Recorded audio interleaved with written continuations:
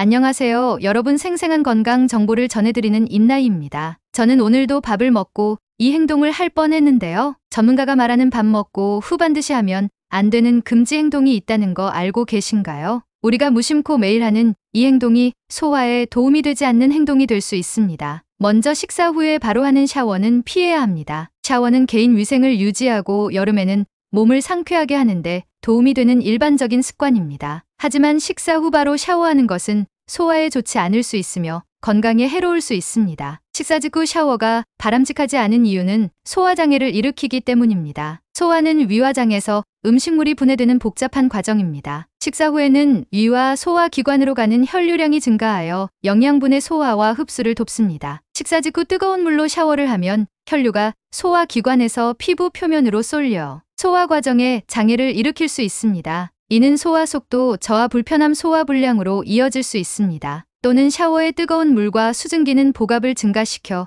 복부 팽만감, 가스 포만감을 유발할 수 있습니다. 위산역류나 위식도 역류질환 GERD과 같은 질환에 걸리기 쉬운 사람의 경우 증상이 악화될 수 있습니다. 그리고 저혈당 위험도 있을 수 있어서 위험합니다. 당뇨병 환자나 저혈당증 위험이 있는 사람의 경우 식사 직후 샤워를 하면 추가적인 위험이 발생할 수 있습니다. 샤워와 같은 신체 활동은 혈당 수치를 낮출 수 있기 때문인데요. 방금 식사를 했다면 우리 몸은 안정적인 혈당 수치를 유지하기 위해 음식에서 탄수화물을 소화하고 흡수하는 과정에 있습니다. 식사 직후 샤워를 하면 혈당 수치가 더 낮아질 수 있으므로 저혈당증의 위험이 높아질 수 있습니다. 두 번째로 식사 후에 금지하는 행동은 물을 많이 마시는 것입니다. 보통 우리들은 밥을 먹고 나면 무의식적으로 꼭 물을 한 잔씩 마시는데요. 물을 마시는 것은 수분을 유지하고 전반적인 건강을 유지하는 데 필수적이죠. 하지만 식사 직후 많은 양의 물을 마시면 소화에 부정적인 영향을 미칠 수 있습니다. 식사 직후 물을 과도하게 마시는 것이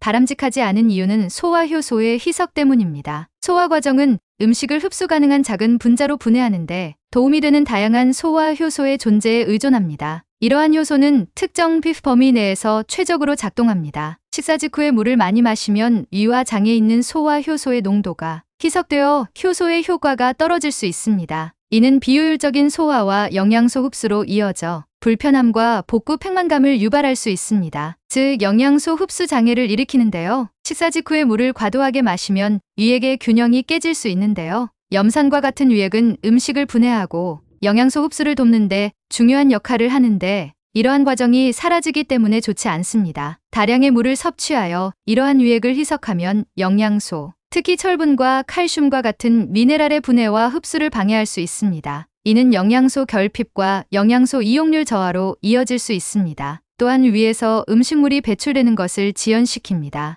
위는 음식물을 분해하고 처리한 후 소장으로 전달하여 소화와 흡수를 촉진하는 데 시간이 필요합니다. 또한 식사 후 바로 물을 마시면 근육을 만드는 단백질 분해를 방해하기 때문에 운동을 하시는 분들께는 절대 추천드리지 않습니다. 결론적으로 식사 직후에 물을 과도하게 마시면 소화와 단백질 분해 과정에 부정적인 영향을 미칠 수 있으니 주의하시기 바랍니다. 대신 하루 종일 조금씩 적당량의 물을 마시고 식사 후에는 일정 시간을 기다렸다가 물을 마시는 것이 영양소가 제대로 소화되고 흡수될 수 있으니 참고하시길 바랍니다. 세 번째로 식사 후 금지해야 할 행동은 양치질입니다. 양치질은 하루에 3번은 하는 필수적인 행동이죠. 또한 구강 위생을 유지하는 데 중요한 부분입니다. 그러나 일반적으로 식사 후 일정 시간을 기다렸다가 양치질을 하는 것이 좋습니다. 그 이유는 산성 음식 및 음료인 감귤류, 토마토, 식초, 탄산음료 등 산도가 높은 음식과 음료는 치아, 에나멜을 침식할 수 있기 때문입니다. 이러한 음식에 사는 일시적으로 에나멜을 연화시키므로 섭취 후 바로 칫솔질을 하면 에나멜이 더 침식될 수 있습니다. 산성식품을 섭취한 후 최소 30분 정도 기다렸다가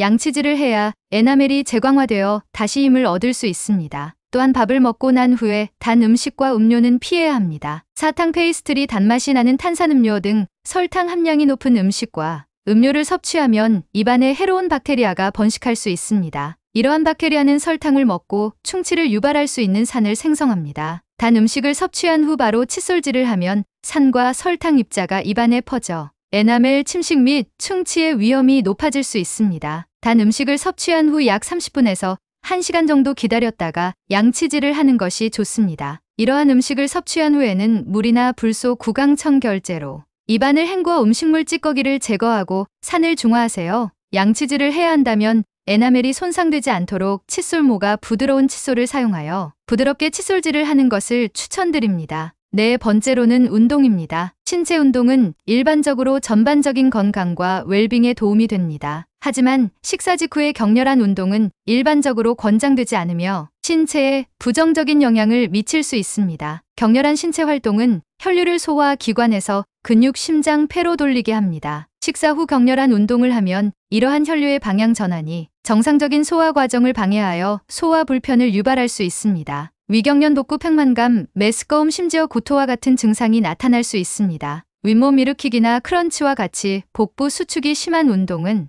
위장에 추가적인 압력을 가하여 소화 불편감을 악화시킬 수 있습니다. 또한 영양소 흡수 장애를 일으킵니다. 식사 후 우리 몸은 음식의 영양분을 소화하고 흡수하는 데에는 시간이 필요합니다. 식사 직후 격렬한 운동은 이 과정을 방해할 수 있습니다. 운동 중 혈류가 근육으로 향하면 소화 기관으로 가는 혈류가 감소하여 영양소 흡수가 저하될 수 있습니다. 이로 인해 식사의 영양소 이용률이 떨어지고 전반적인 영양 상태에 영향을 미칠 수 있습니다. 또한 혈당 관리와도 연결되는데요. 당뇨병이 있거나 혈당 조절에 관심이 있는 사람은 식후 바로 운동을 하면 혈당 수치 관리에 어려움을 겪을 수 있습니다. 어지러움, 무력감, 혼란 또는 의식 상실과 같은 증상이 나타날 수 있습니다. 일반적으로 식후 충분한 시간을 기다렸다가 운동을 시작해야 소화가 잘 되고 혈당 수치가 안정될 수 있습니다. 다섯 번째로 식사 후에 금지해야 할 행동은 커피 마시기입니다. 우리들이 식사 후에 커피를 마시는 것은 아주 흔한 습관이죠. 회사를 다니면서도 밥을 다 같이 먹고 커피 타임을 가지는 것은 우리의 일상인데요. 이런 커피는 에너지를 증진하고 주의력을 향상시킬 수 있지만 식사 직후에 마시면 소화에 부정적인 영향을 미칠 수 있습니다. 특히 위산 생성의 증가 때문인데요. 커피에는 카페인을 포함한 다양한 화합물이 함유되어 있기 때문에 위산 분비를 촉진합니다. 위산은 음식을 분해하고 해로운 박테리아를 죽이는 등 소화 과정에서 중요한 역할을 합니다. 그러나 위산이 과도하게 생성되면 위산 수치가 불균형해져 불편함, 속쓰림, 위산 역류가 발생할 수 있습니다. 식후에 커피를 마시면 위산 분비가 더욱 촉진되어 이러한 소화기 질환의 위험이 높아질 수 있습니다. 또한 장내 미생물을 파괴하기 때문에 건강에 좋지 않습니다. 수조개의 박테리아와 기타 미생물로 구성된 장내 미생물은 소화와 전반적인 건강에 중요한 역할을 합니다. 연구에 따르면 커피 섭취는 장내 미생물에 긍정적인 영향과 부정적인 영향을 모두 미칠 수 있다고 합니다. 그러나 식사 직후 커피를 마시면 유익한 장내 세균의 균형이 깨질 수 있습니다. 이러한 균형 파괴는 소화 영양소 대사 및 전반적인 장 건강에 부정적인 영향을 미칠 수 있습니다. 그리고 커피에는 이뇨 작용이 있어